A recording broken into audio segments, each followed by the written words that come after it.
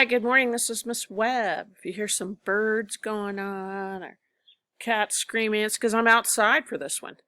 Okay, we are going to go over the laws and properties of exponents, and we're going to cover the first two today. Let me get to my, I'll get to my pen on the next one.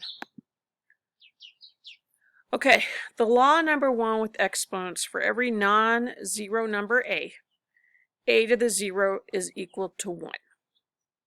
No exceptions. Let me get that as a pen. Here we go. No exceptions. A to the 0 is equal to 1. So if you have 5 to the 0, what's it equal to? It's equal to 1. Okay, notice this is in parentheses, but it's a negative 2 to the 0 power. Guess what? It's 1. 1.02 to the 0 power. It's 1. 1/3. Notice how everything's in parentheses. Everything here, it's equal to 1. It's a pretty simple law, but you're going to need to know that. We're going to talk about law number 2, which is how to get rid of negative exponents, or how to turn negative exponents into positive exponents. Mrs. Webb uses the term, this is your upstairs, downstairs rule.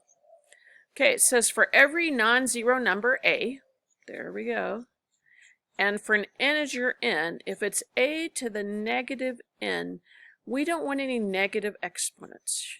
Okay, we always want to make the negative exponents positive. To make it positive, I'm going to put it 1 over a to the n, and notice the n becomes positive. I didn't change the value of a. If a was a -3, it's still a -3. Okay, but that negative n becomes positive n. So here's an example. If I have 6 to the -4th, it becomes 1 over 6 to the +4. Here's that negative. -8 to the -2. The -8 doesn't change. It's 1 over -8, but notice the 2 becomes positive. Okay, let's check out the next example.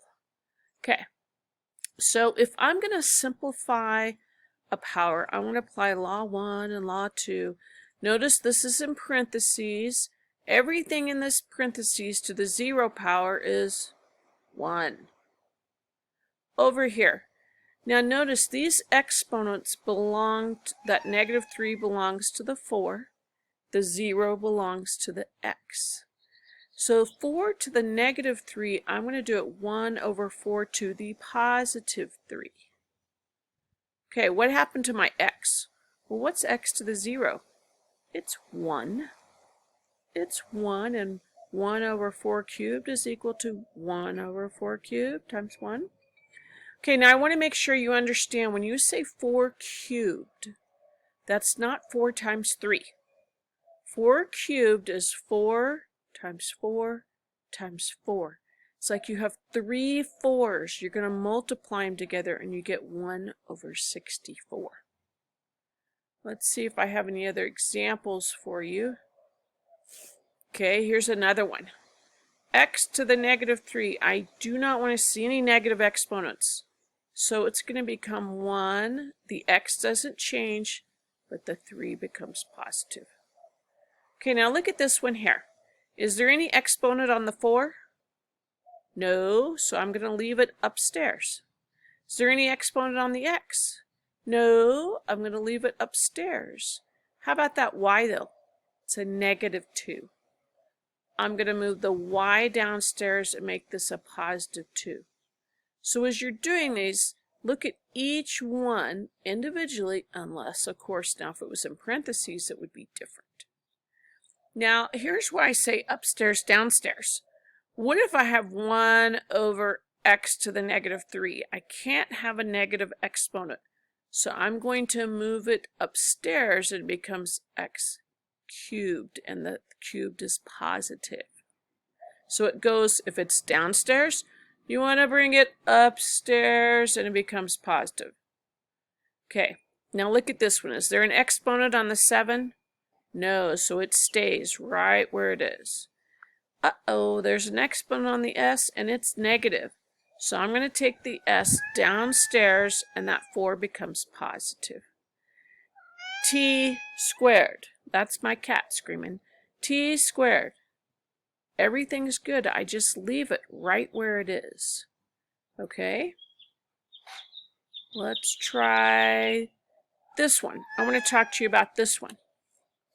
If you're going to evaluate something, there's one thing that you really need to remember is when you're evaluating, you're going to use the parentheses. Don't ever forget that.